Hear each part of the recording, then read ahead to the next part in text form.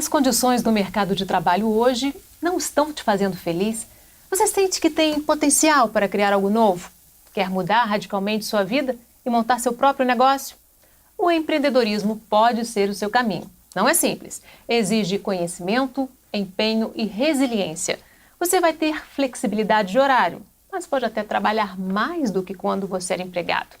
É um desafio diário que, para ser bem-sucedido, precisa de um ingrediente fundamental que muita gente esquece de adicionar na receita de sucesso: a felicidade. A sua, a dos seus funcionários, dos seus familiares e dos seus clientes. Empreendedorismo e felicidade. Esse é o tema em questão no programa de hoje e um dos assuntos discutidos na 23ª Semana Científica da FMP Fase. Nossos convidados são a Flávia Bendelá, mestre em administração, professora do IBMEC Rio de Janeiro e conselheira do projeto Distrito de Inovação de Petrópolis, e o empresário Gianpietro Letta Bosco, cofundador da Amo Gelato. Bem-vindos, obrigada pela participação. Obrigado. Obrigada a você, Fátima.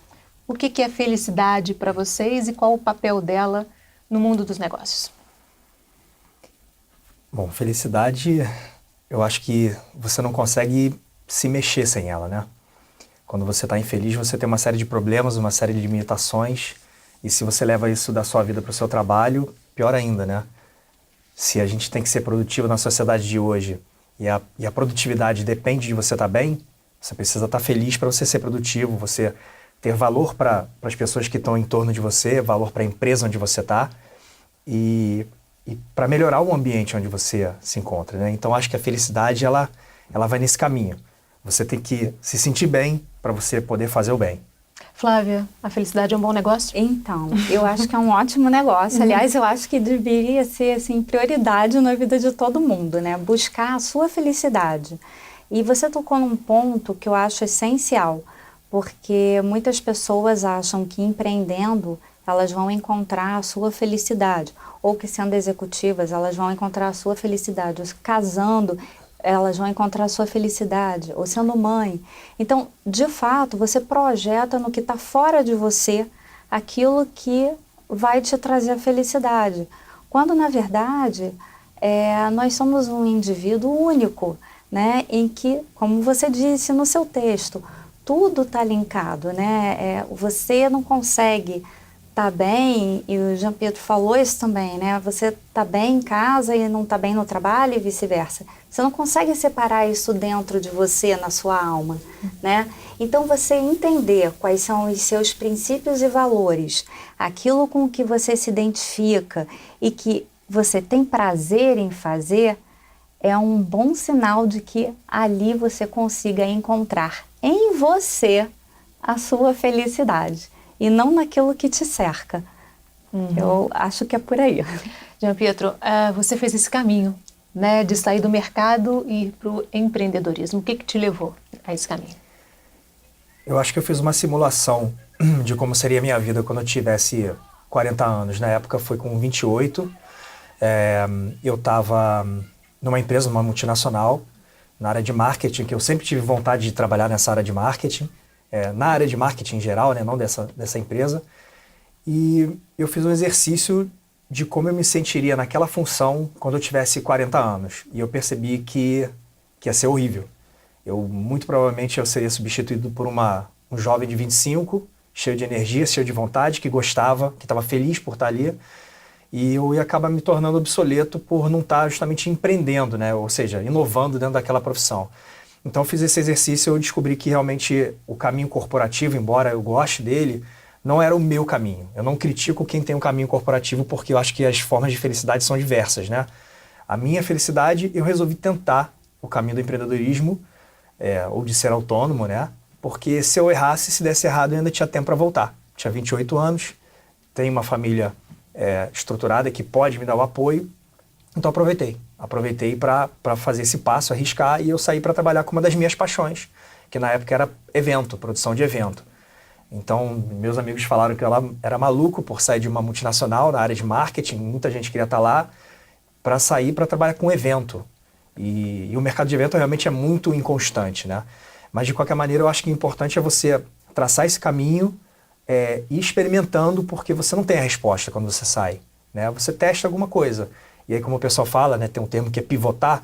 Às vezes você está num caminho e você vai pivotando, às vezes dentro do próprio segmento, mas no meu caso eu pivotei para alguns segmentos diferentes e hoje, desde a minha última experiência, eu pivotei para dentro de um segmento dentro do meu próprio negócio, que é o ramo de alimentação. Então, eu acho que ter a ousadia para tentar, obviamente eu costumo dizer que você tem que usar todas as vantagens competitivas que você tem. Ou seja, no meu caso eu tinha uma família estruturada que podia me permitir, se eu errasse, voltar atrás e recomeçar. Eu usei isso, sem pudor nenhum. E aí eu fiz o caminho, que é um caminho comum a muitas pessoas, né? Tá infeliz, tenta alguma coisa nova e aí vai empreender. Flávia, ele falou de paixão, né? É importante isso, né? Descobrir o que você gosta, se conhecer primeiro, né? Eu acho que isso é primordial, né? Como a gente estava falando. Então, você fazer alguma coisa que você gosta, não importa em que setor, em que segmento, né?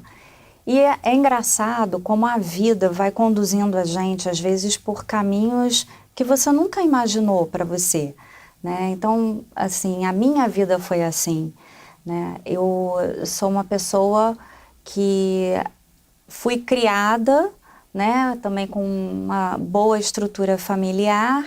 Eu tinha diversos sonhos, eu era bastante idealista em vários sentidos e eu achava que eu ia trabalhar na área de comunicação, arte, era com o que eu me identificava. Eu fiz um curso de comunicação e ao longo, né, no iniciozinho da minha carreira eu trabalhei em diversas empresas da área de comunicação e acabei indo para a empresa. E em empresa eu descobri uma coisa maravilhosa, que o que as pessoas não sabem o que fazer com o problema, elas jogam na área de marketing, não é? Porque ali tem os criativos, tem resolve aí. umas pessoas ali que resolvem, né? Então, independente às vezes do que seja, eu estou meio exagerando, mas isso realmente acontece. O que a gente faz com isso? Já dá para o marketing. E isso eu amava, porque assim... O desafio. Era o desafio, era eu ter que buscar a solução, era eu ter que fazer a cada dia uma coisa diferente. Então, eu não tinha que ser só de criação, ou ser só redatora, ou ser só assessora de imprensa da empresa, ou fazer evento. Eu tinha que fazer tudo, né? Eu tinha que resolver aquilo tudo. E essa aparente confusão era o que me dava alegria. Era o que eu gostava, aquela adrenalina daqueles desafios, né? De você fazer projetos diferentes. Então, meu caminho foi muito por aí. Eu fui parar no mercado financeiro, que não tem nada a ver, né? Teoricamente, mas foi dentro de área de marketing de mercado financeiro, banco de investimento, mais especificamente, que eu construí toda a minha carreira executiva, né? E depois fui fazendo algumas migrações, fui passando mais para a parte de operações mesmo, né? Estruturando operação de M&A, fundo de investimento, desenhando produto, sempre buscando essa coisa do inovar, de soluções novas, né?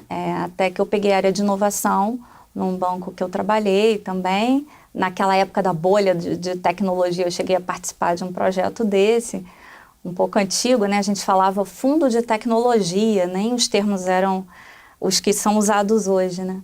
E depois acabei indo também para a questão acadêmica e comecei a curtir muito estar na academia e dar aula e pesquisar e estar num ambiente acadêmico também, né? Então eu tento balancear esses dois universos. O que é necessário para empreender? Primeiro, a gente está falando aqui é se conhecer, né?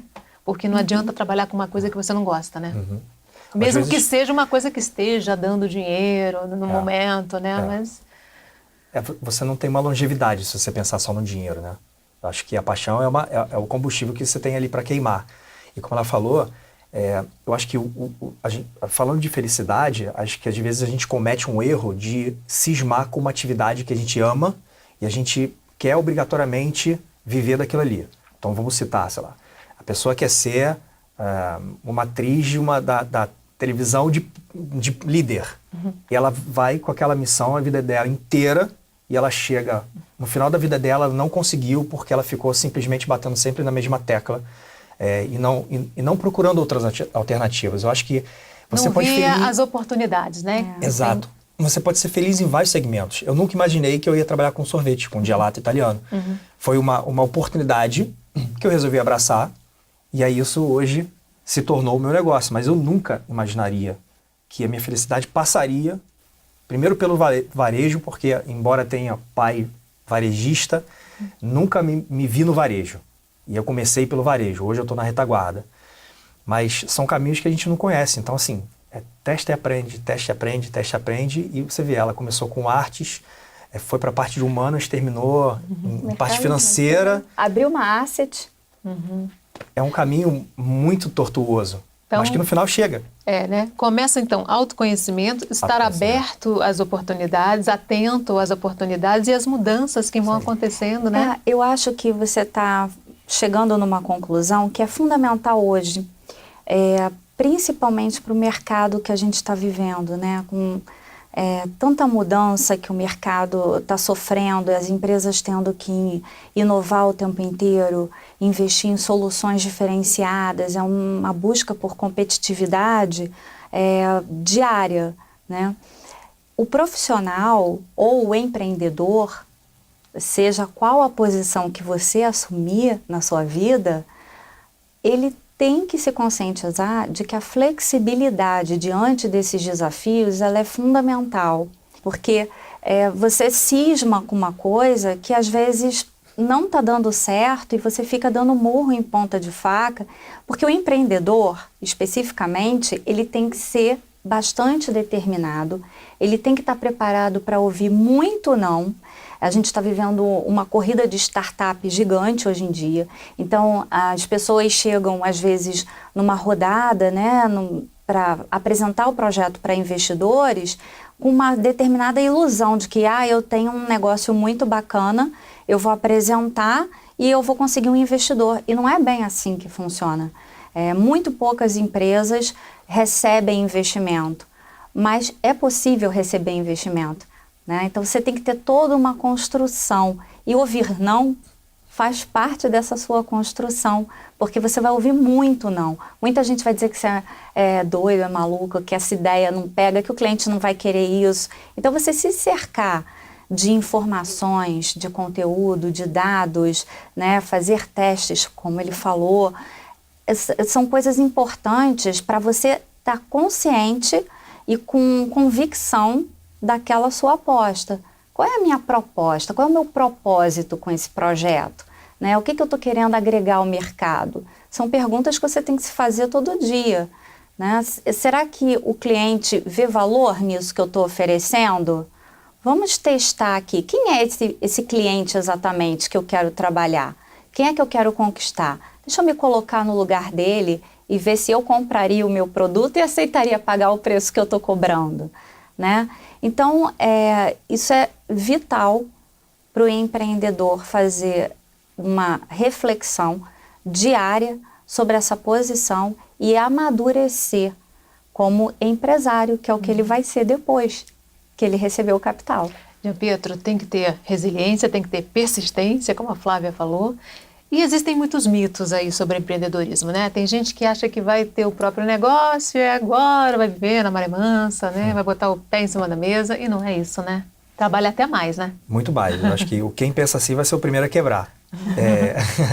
Eu acho que se é que existe uma vantagem de ter carteira assinada, eu acho que obviamente existem, mas não é para mim, repito, é essa aparente tranquilidade de você trabalhar 44 horas semanais e você está tranquilo, você tem seu 13º. Eu, no meu pior momento da empresa, que não está muito longe, foi 2013, eu me lembro que eu trabalhava 17 horas por dia, na baixa, durante 30 dias sem intervalo. Então, assim, é massacrante, e se você não enxergar um propósito muito maior naquilo ali, você não sustenta esse ritmo durante muito tempo. E não não estou me gabando aqui das 17 horas porque é muito cansativo.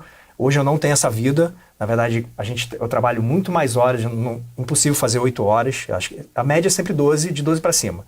Mas, como você falou, a gente tem um pouco de flexibilidade. Então, eu consigo estar aqui hoje, sem prejudicar o meu negócio, coisa que eu não consegui antes. Então, a gente você trabalha para estruturar um negócio que no início talvez você fique preso a ele.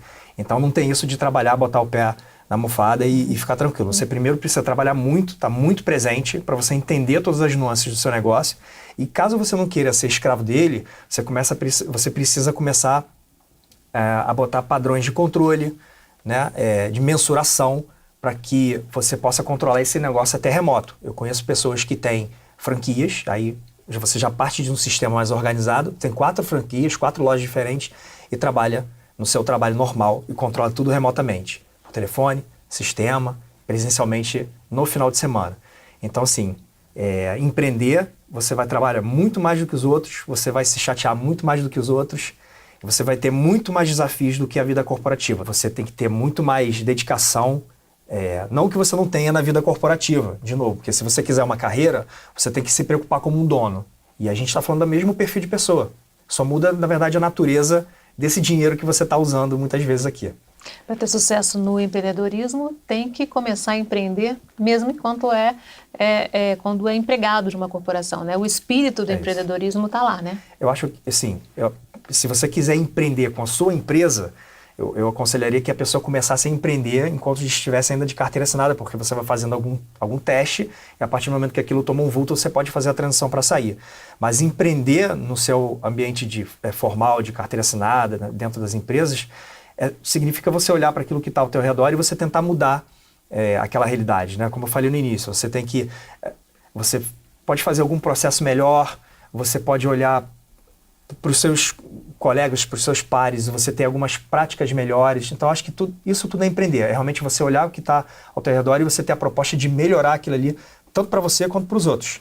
Ok, e você também pode acompanhar a Fase TV na internet. O endereço está aí na sua tela, youtube.com/fmpfase. Faça sua inscrição e receba os alertas dos novos episódios. Vamos fazer um rápido intervalo. No próximo bloco, a gente continua falando sobre empreendedorismo e felicidade. O Em Questão volta em instantes. Até já!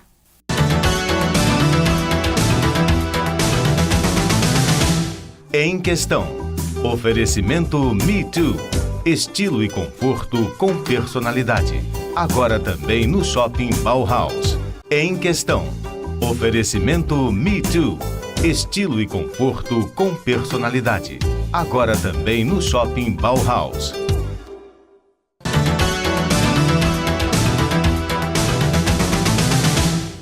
O Em Questão está de volta falando sobre empreendedorismo e felicidade, um dos assuntos discutidos na 23ª Semana Científica da FMPFase.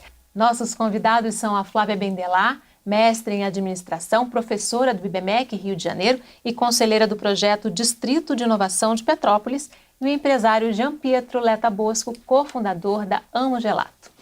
Flávia, a gente terminou o bloco anterior falando dessa necessidade atual de que as pessoas desenvolvam as habilidades de empreendedorismo mesmo dentro das corporações, né? Esse é um movimento crescente. A gente chama esse empreendedorismo dentro de uma corporação de intraempreendedorismo. E é um movimento que está sendo bastante estimulado pelas empresas. Então, hoje, até nos processos de seleção, as empresas já especificam que buscam pessoas com cabeça de dono, né, com essa visão intraempreendedora. Porque o empreendedor, quer dizer, o espírito empreendedor, o perfil empreendedor, ele, na verdade, é um agente transformador.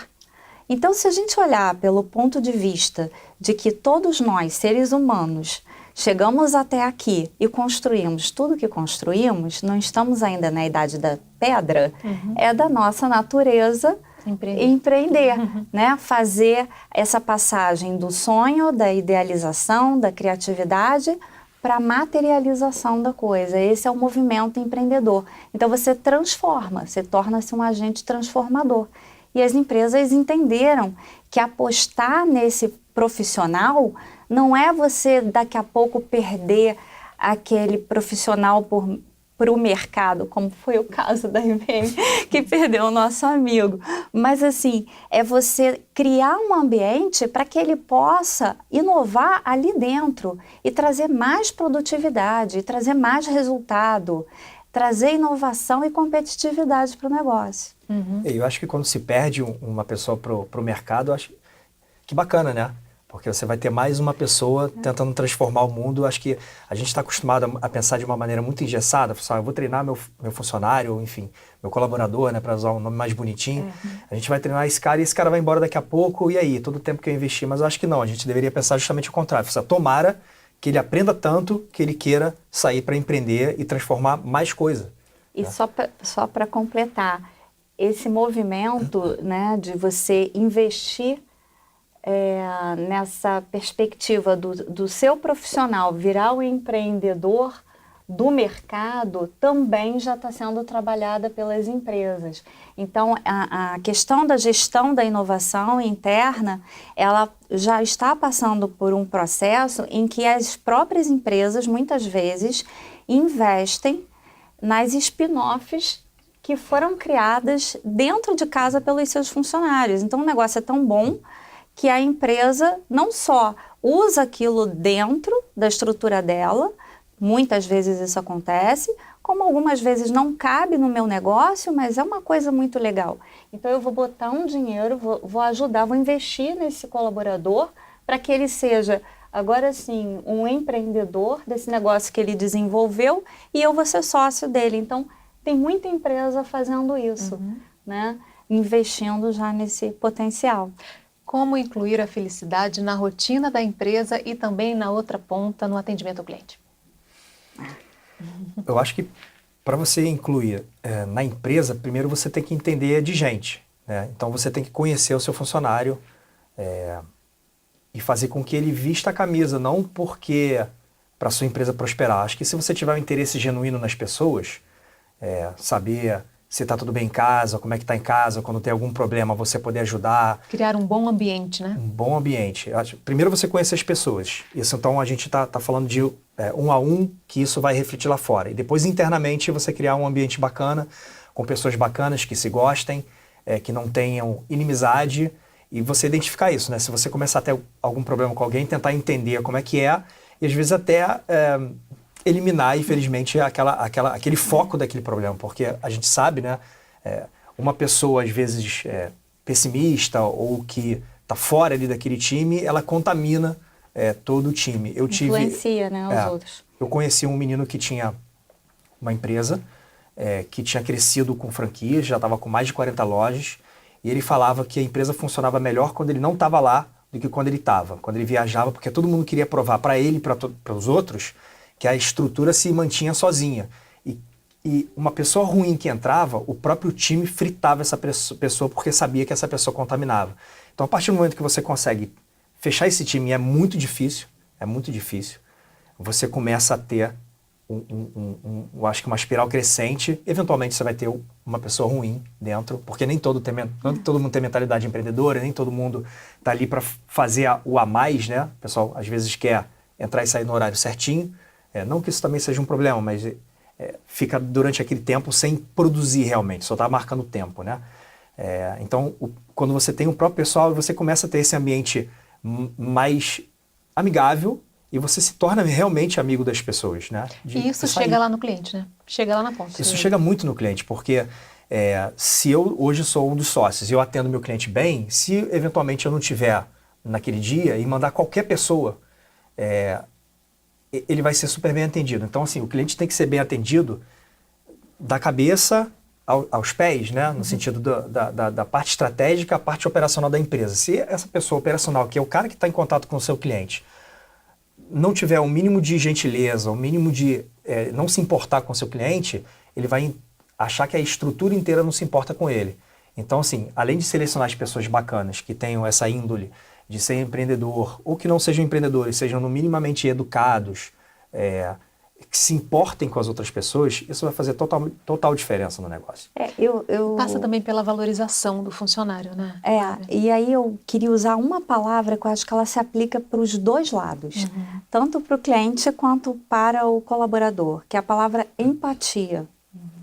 Porque quando você se coloca na posição do outro, fica muito mais fácil você entender quais são as dores do outro, né? Quais são os desafios, né? Quais são os desejos do outro, as necessidades do outro. E você tentar trabalhar de forma a resolver essa questão você vai ter muito mais engajamento ou fidelização, né? Que é até uma palavra que está sendo já colocada em xeque hoje em dia, né? Já está ficando ultrapassado falar que você quer fidelização do seu cliente. Mas, de uma certa forma, a gente ainda busca, né, mesmo com o mercado do jeito que está competitivo, que esse cliente, ele crie uma identidade com a marca, né, que ele seja um defensor dessa marca. Então, eu preciso entender a cabeça desse cliente. Eu quero o meu funcionário engajado com o meu propósito, eu preciso entender a cabeça dele, eu preciso fazer com que ele entenda o valor que a gente está propondo ao mercado. E veja, como você disse, né, qual a porcentagem dele nesse processo? Que se aquilo desandar, o pedacinho dele desandar, mexe em toda a estrutura. E às vezes a gente fala muito, né, coloca muito essa questão do atendimento, assim, o peso do mau atendimento, essa coisa toda, na posição do colaborador que está ali no front, né, que está atendendo, recebendo o cliente. Mas muitas vezes eu já fui testemunha de, principalmente na área de serviços, que a gente está ali naquele ambiente de prestação de serviço, todo mundo convivendo, né? Então, é muita coisa para administrar, muito processo. Você tem, inclusive, a relação de um cliente com o outro para administrar ali. E eu já fui testemunha, muitas vezes, do próprio empreendedor contaminar o ambiente. E tem pouquíssimo tempo, eu estava numa lanchonete, num restaurante, estava lanchando, e o dono do restaurante começou a brigar com o fornecedor, né? Então ele gritava com o fornecedor, assim, lá da parte que ele estava cuidando do administrativo, mas a gente que estava comendo estava ouvindo tudo, né? Contaminando então, com esse clima tenso super todo desagradável. Mundo, né? Então, eu, como empreendedor, tenho que ser a primeira pessoa a dar o exemplo, né? A estabelecer quais são os critérios de relacionamento que a gente quer ter dentro e fora da empresa. Eu queria um pouco além dessa parte da felicidade, que a gente falou, né, de uma harmonia e tal, tudo.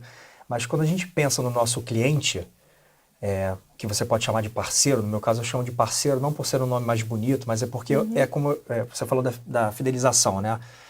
Ele vai ser fiel a mim enquanto eu estiver prestando um bom serviço para ele. Então, qual é a felicidade de cada pessoa naquela empresa? E aí você tem os diferentes públicos dentro daquela empresa que a gente chama de persona, né? Então, assim, no meu caso da gelateria, como eu forneço sorvete para os restaurantes, eu tenho algumas personas que eu vou ter que buscar uma felicidade diferente para cada uma delas. Então, a pessoa da cozinha tem uma felicidade, que é ter um bom produto, que seja servido, que chegue não derretido. O dono, a felicidade dele é ter um produto que deixa, que traga rentabilidade para ele ter o contato de quem resolve. Às vezes o chefe de cozinha tem outra rentabilidade, outra felicidade, o comprador tem uma felicidade de estar comprando bem. Então, assim, a gente precisa identificar o que faz o outro feliz, como você falou. E aí você tentar atender de todas as maneiras essa expectativa, claro, de todas as maneiras, desde que também isso seja saudável e lucrativo para vocês, para a gente, né, que tá fazendo o atendimento, né. Na verdade, a gente não vende, eu acho que tem uma frase muito bacana que ninguém, acho que vende nem produto nem serviço. A gente trabalha com pessoas, eu não trabalho com sorvete, eu trabalho com pessoas, desde lá dentro com a minha equipe, o meu irmão, que é meu sócio, às pessoas que eu atendo. Eu não atendo a empresa, atendo uma pessoa. E cada pessoa busca a sua tranquilidade no seu trabalho, que vai gerar uma felicidade, que vai gerar um bom relacionamento comigo, que vai gerar talvez uma fidelidade, ou pelo menos uma empatia, uma disposição para fazer comigo. Em última instância, o consumidor, parceiro, está buscando ao comprar... É o grande finale. É a felicidade. Uma experiência, uma né? super uma experiência. Feliz, né? Eu tô ali saboreando um sorvete com a minha família, meu marido, a minha filha, né? Ele compartilha tanto com o dono, tanto com o chefe, tanto com nas redes sociais. Então, assim, é o grande finale. Se você conseguiu toda essa cadeia, você tem um grande resultado no final, que é onde todo mundo quer chegar, né? É ali, na ponta. Essa visão de mercado está mudando muito. Hoje é importante ter também um compromisso social nas empresas, né? Melhorar a vida das pessoas e da comunidade, a questão da sustentabilidade, né? Vamos falar um pouquinho sobre isso? Eu acho que, às Tudo vezes... isso tem a ver com felicidade, né? Tem. A gente passa por um período que tá todo mundo cuidando tanto do seu, olhando tanto para o seu umbigo, que a gente não tem tempo para olhar para fora. E às vezes a gente não está nem olhando para o funcionário. Então, assim, quando você tem uma empresa, a primeira coisa que você tem que fazer é procurar a felicidade e tratar bem as pessoas de dentro. Porque é o que você deve fazer. Às vezes a gente não tem condições de ampliar essas ações para fora, para a comunidade, para você ajudar pessoas que mais precisam. Você até consegue, a gente até se envolve em algumas causas mais bacanas, a gente tem alguns parceiros que fomentam isso, e é bacana quando você começa a encontrar algumas pessoas que promovem esse tipo de coisa com você, e eu acho que a coisa vai escalando. No máximo, se você, às vezes, você não tem uma vocação para fazer o bem, no caso, para outra pessoa, que você orquestre isso. Você encontra quem tem, junta todo mundo, né? Seja o agente de fomento e fica na sua cadeira, mas pelo menos você fez alguma coisa acontecer. Então, assim, a felicidade da comunidade em torno de você, começando pelo pessoal que está dentro da sua empresa, e aí depois você vai abrindo os círculos, né? E isso tem tudo a ver com a palavra sustentabilidade. Porque quando a gente fala de sustentabilidade, a gente não está falando só da perna, né, da inclusão do espaço físico, do ecológico, de você criar um meio de cuidar do ambiente, ou só de responsabilidade social. Você está falando também de um modelo econômico, né? Então, aquilo tem que fazer sentido sozinho. Uma comunidade, e assim, é importante olhar por esse aspecto, porque a gente pensa muito no assistencialismo quando a gente olha essa questão da sustentabilidade, do social, de inclusão, e a gente tem uma cultura de pegar muito viés assistencialista, né? Eu vou doar, ou eu vou colocar algum recurso à disposição da comunidade, mas não é só isso que a gente pode fazer. A gente pode criar meios dessa comunidade sozinha, criar fôlego para ela própria, modificar o seu ambiente, a sua rotina, né? Criar um novo mindset. Então, eu acho esse tema super importante, né? Até o conceito do distrito de inovação, que a gente está trazendo aqui para Petrópolis, ele é muito em função disso. Então, como a gente pode fazer, e a nossa proposta é essa, para a gente fazer com que a economia local seja autossustentável a partir do fomento de empreendedorismo e inovação, né? Então, você dá as ferramentas para que a própria comunidade seja capaz de ser autossustentável. Porque se eu, como empresa, também não me movimento, não invisto, não faço nenhum tipo de processo ou movimento nesse sentido, quem vai consumir meu produto depois? Eu vou vender para quem? Eu não vou ter mercado. Então, para eu alimentar o meu mercado, é interessante, né, que eu participe da construção dele, né? Ok. Se você perdeu um pedacinho do programa, quer compartilhar ou rever algum episódio, já sabe. Passa lá no youtube.com/fmpfase. Vamos fazer mais um rápido intervalo. No próximo bloco, a gente continua falando sobre empreendedorismo e felicidade. O Em Questão volta em instantes. Até já!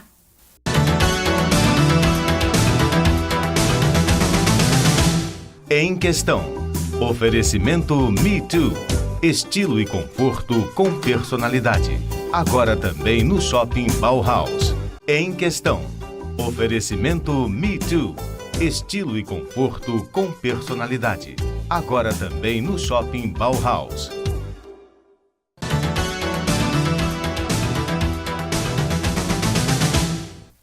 O Em Questão está de volta falando sobre empreendedorismo e felicidade, um dos assuntos discutidos na 23ª Semana Científica da FMPFase.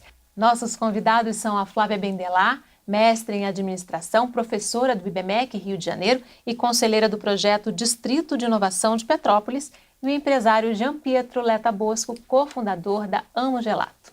Mas antes de continuar nossa conversa, um recadinho para você que está aí do outro lado da tela. Tem algum assunto que você gostaria que fosse debatido aqui no nosso programa? Manda pra gente nos comentários do YouTube ou na nossa página no Facebook. Tá tudo aí no vídeo para você. Flávia e Jean Pietro, O que os empreendedores ainda fazem pouco, mas é importante que seja ampliado? Planejar. Assim, a gente vê que já melhorou bastante e a gente percebe isso até pelos índices, né, de mortalidade que vem diminuindo nas empresas recém-fundadas, né? Porque é importante a gente falar, né, que muita gente se aventura sem ter preparo. Exatamente. E o índice ainda é grande, né? Diminuiu, Isso. mas ainda é grande, de empresas que elas morrem antes até de 5 anos. ano. Tem 2 momentos que são medidos, então é um primeiro momento até 2 anos de vida, né? E o outro, a partir dos 5 anos, ela já é considerada mais estável. E é um índice de mortandade muito grande. Isso vem diminuindo a cada ano, assim como vem também aumentando, né? Em contraponto, aumenta a formação desse empreendedor. Então, durante o processo em que a gente tem mais acesso à escolaridade, à formação e planeja melhor, a gente já começa a ver um resultado melhor também na outra ponta. É claro que tem a questão de crise, né, que às vezes não tem como, tem coisas que você fica... Você planeja diante de um cenário, se esse cenário muda, né? E aí uma coisa importante até para a gente falar sobre planejamento é isso, porque muita gente acha que vai fazer o seu plano de negócios, vai empreender e depois é só administrar, e não é. O plano de negócios é como se fosse, sabe, aquele painel que tem do avião. Então, você tem que ir monitorando o tempo inteiro. Não dá para deixar no piloto automático e a coisa acontece porque sozinha. Porque as condições mudam, né? Porque a concorrência aumenta, o mercado muda, sai um outro produto, inova uma tecnologia e você tem que se reposicionar, você tem que rever todo o seu processo. Então, isso tem que ser uma coisa contínua, né? Não dá para esquecer isso. E uma coisa curiosa, só para fechar essa questão de números, é que se você for olhar o gráfico que mostra o que os próprios empreendedores alegam que foi o maior motivo deles não terem dado certo com os seus negócios, para mim é surpreendente que ainda tenha tanta representatividade, que é a falta de clientes. Então, poxa, como eu empreendo num negócio, né, que eu não tenho os clientes? Se eu não tenho os clientes, ou eles não existem, né, ou não existe uma demanda por aquele produto ou serviço, não é visto um valor agregado naquilo, ou eu simplesmente não sei aonde eu encontro esses clientes ou como eu faço para encontrar esses clientes. E isso já mostra um erro. Isso está no planejamento. Quer dizer, você, para se lançar ao mercado, tem que conhecer, são premissas que você tem que saber, né? Então, essa coisa do planejamento eu acho muito forte ainda, né? Tem outras coisinhas, né? Eu acho que o empreendedor, ele normalmente coloca a culpa em tudo, em todas as outras coisas, menos nele mesmo. Né? Então, assim, eu não dei certo porque o meu cliente não comprou, porque o meu funcionário não fez o que eu pedi, mas no final das contas, de quem é a culpa principal, né? Que está orquestrando tudo isso? É do próprio empreendedor. Então, acho que falta planejamento e nesse sentido do planejamento, falta um pouco mais de estudo mesmo, não de estudo formal, mas do interesse dele ir se aprimorando em algumas áreas que quando você vai empreender não necessariamente você tem. Né? Então, estudar um pouco mais sobre custo, estudar um pouco mais sobre a parte financeira, não de uma maneira chata, mas que apoie a gestão do seu negócio, para você justamente mensurar, né? Como você falou, as empresas tem 2 momentos críticos, né? O primeiro deles em 2 anos. Então, assim, não é diferente da minha história. Eu quase quebrei com 3. Em 2 anos eu estava super bem, todo mundo procurando por franquia, ainda bem que eu não botei franquia, porque eu falei assim, se eu multiplicar isso, eu vou multiplicar o caos. Então, pelo menos você tem que ter a autocrítica, que a gente está falando lá na frente, para você saber que se você está multiplicando um modelo viável ou não viável. Só que tem gente que embarca.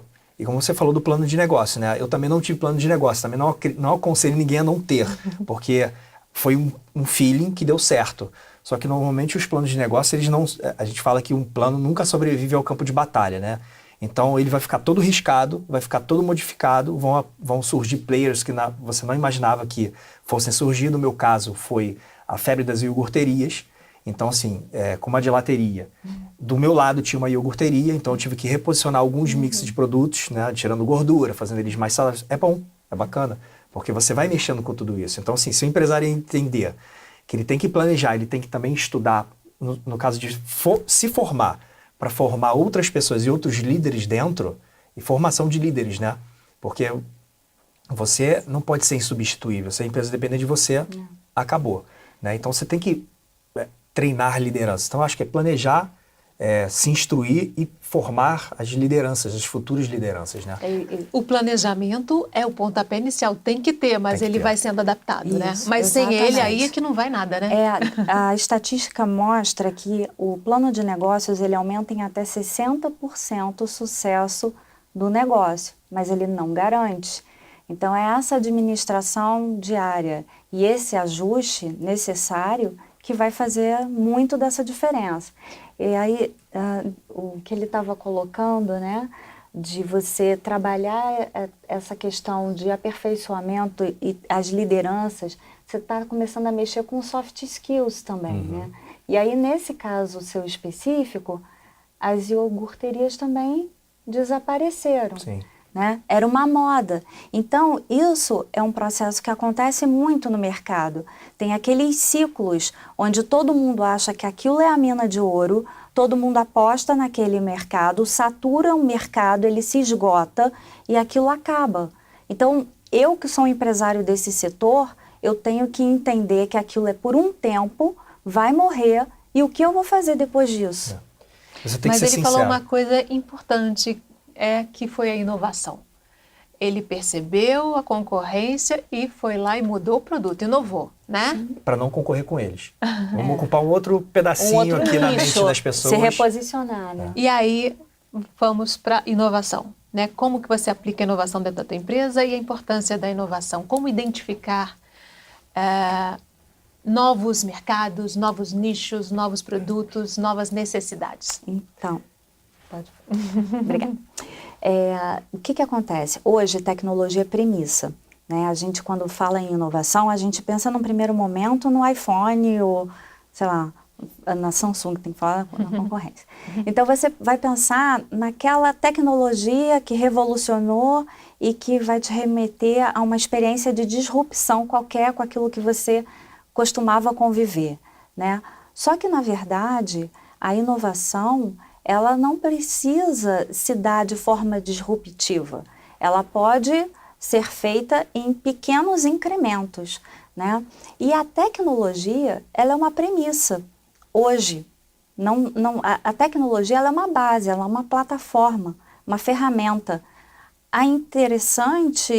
O interessante resultado é você trabalhar com a inovação no modelo de negócio, a inovação de produto, a inovação de serviço, ou a inovação de processo, onde você vai ter um ganho, de repente, na tua operação, você vai conseguir otimizar seu resultado, diminuir seu custo, ou aumentar a sua produtividade, porque você inovou alguma coisa na tua cadeia de valor, no teu processo. A inovação pode ser uma boa ideia, que muitas vezes vem baseada na observação, né? Muito. Eu costumo observar o mercado inteiro, local, fora, porque às vezes as novidades vêm de fora. E eu pratico a inovação de algumas maneiras dentro da minha empresa. A maneira mais óbvia seria pensar em produto. Né? Então, só para citar alguma coisa, a gente trocou algumas matérias-primas para outras mais saudáveis, olhando para essa questão do colesterol, o que o consumidor está pensando, alguma matéria-prima para o diet que não leva a incidência de câncer futuramente, então isso é bem visto pelo consumidor. Então você vai entendendo o consumidor, vai escutando o que ele quer e você vai propondo essas mudanças. Tem que estar aberto a ouvir o consumidor, né? Sempre, essencial muito. Isso. E outras formas você percebe alguns movimentos no mercado. Então, por exemplo, hoje está em voga muito vegano. Então a gente hoje também começa a fazer, não por uma oportunidade de mercado, mas porque a gente sentiu uma necessidade naquela época da iogurteria, né, de transformar um produto sem lactose, sem gordura, ele acabou virando vegano, e a gente nem sabia desse termo antes, então a gente já tinha inovado naquela época, mas muita gente fazia, mas a gente se posiciona dessa maneira, então hoje a gente já atende algumas redes veganas com o nosso produto. Então, falando de produto, você falou de processo. Processo também, a gente tenta praticar essa inovação ou através de um pouco mais de tecnologia, através de melhores processos que encurtam o tempo daquela tua atividade. A gente tem um caso clássico que a gente, dentro de um processo, a gente eliminou metade do tempo que era usado para fazer isso. Isso no mês libera, assim, acho que 1 dia e meio para a pessoa ficar usando aquele tempo para uma outra coisa mais bacana. Tem a parte também de maquinário, né? Então, investimento em equipamento. Então, hoje, com essa inovação e eficiência, que eu acho que é uma coisa que a gente procura muito, eu já tive loja de rua, tive 2 lojas de rua e tinha uma fábrica. A partir do momento eu desmembrei o negócio e fiquei só com uma fábrica. Hoje eu faço um faturamento somado dessas 2 lojas de rua com 1/5 das pessoas. Então, eficiência, tecnologia, monitoramento e foco. O foco é a questão. Foi a questão. Porque você A comunicação mudou muito, né, Flávia? Vamos falar um pouquinho sobre o uso de redes sociais e essa comunicação mais rápida, inclusive com o cliente? Então, hoje está um desafio muito grande para a empresa, né? Porque o cliente se manifesta na rede social, você não tem domínio sobre isso, né? Você não consegue, vamos dizer assim, barganhar muito nessa relação.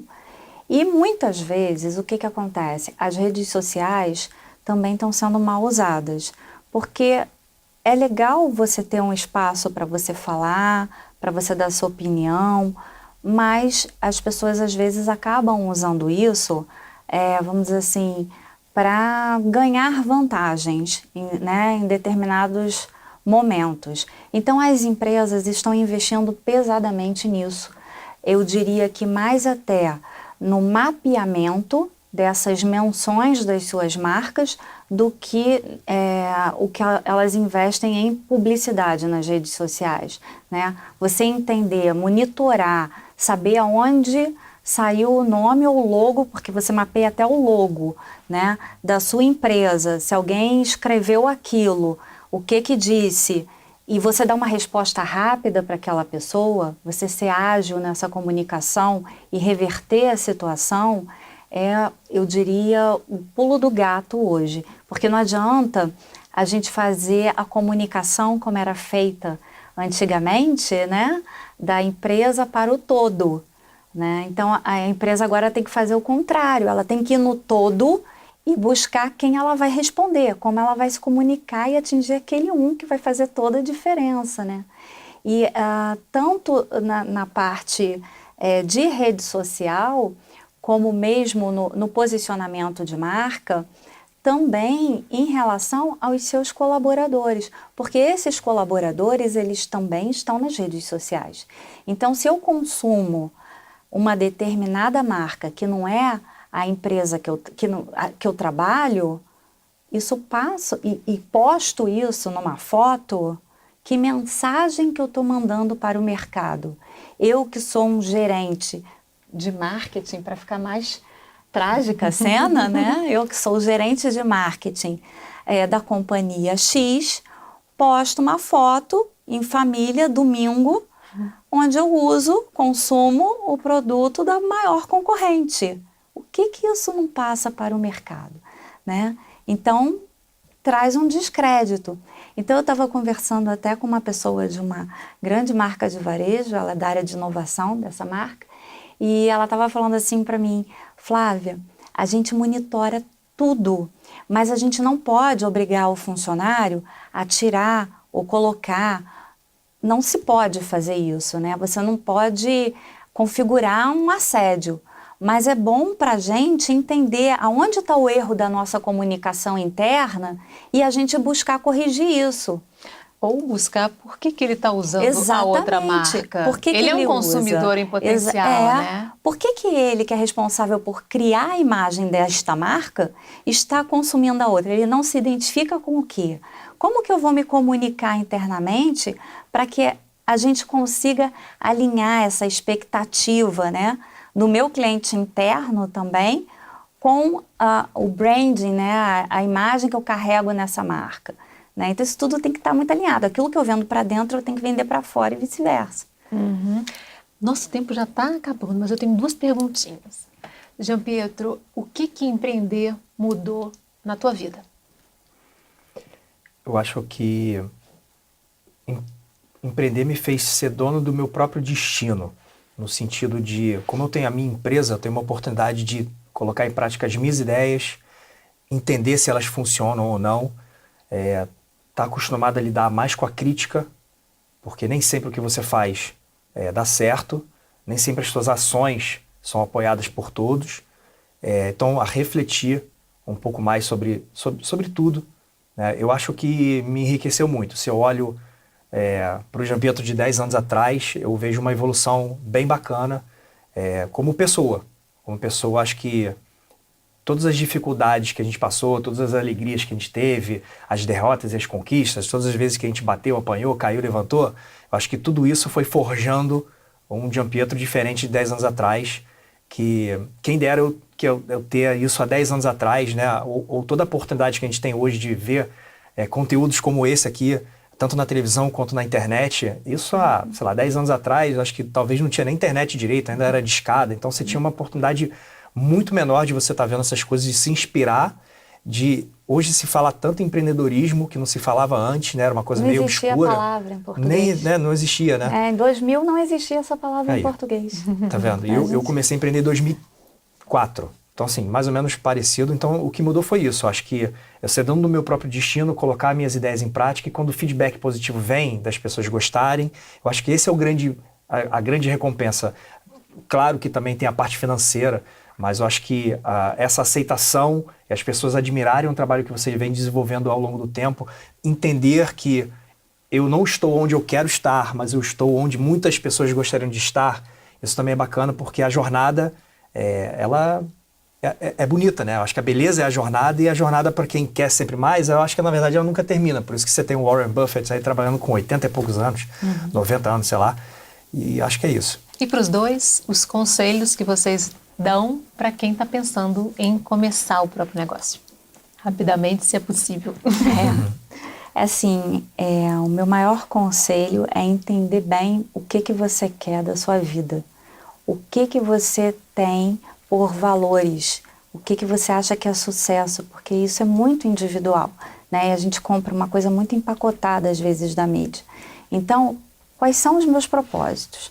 Entendi, eu quero empreender nisso aqui que faz sentido para a minha vida, porque se eu vou empreender, por exemplo, em algo que é contrário a um determinado valor meu, também não vai dar certo aquele negócio, não vai me fazer feliz, não vai me realizar, né? Então, a partir do momento que essa fase foi vencida, planejamento. Gianpietro. Eu acho que não fazer por dinheiro. Foi exatamente o que ela falou. Se você faz por dinheiro, a coisa já começa errada. Você vai até conseguir dinheiro, mas ou você vai ter algum problema, porque no primeiro buraco que você vai cair, você vai desmotivar e largar aquilo ali, e você largando é perda de tempo, né? Porque você trocar continuamente de segmento é perda de tempo. Então acho que você tem que fazer porque você gosta. Nem sempre você sabe que você gosta, então você tem que fazer. Então, segue um pouco os seus instintos, trabalha naquilo que talvez seja um hobby para você e você veja a possibilidade de transformar isso num trabalho. Então, por isso que a gente fala, começa a empreender, começa a testar enquanto você está aqui estável em algum lugar. De repente você descobre alguma coisa e aquilo vai fomentando e você pode fazer esse shift e sair. Então, assim, o dinheiro é uma consequência. E é importante colocar felicidade na sua rotina, né? Exato. Ok, infelizmente nosso tempo terminou. Agradeço muitíssimo a participação de vocês, Gianpietro e Flávia. Eu te agradeço. Foi ótimo. A gente tem um encontro marcado no próximo Questão. Espero você. Até lá.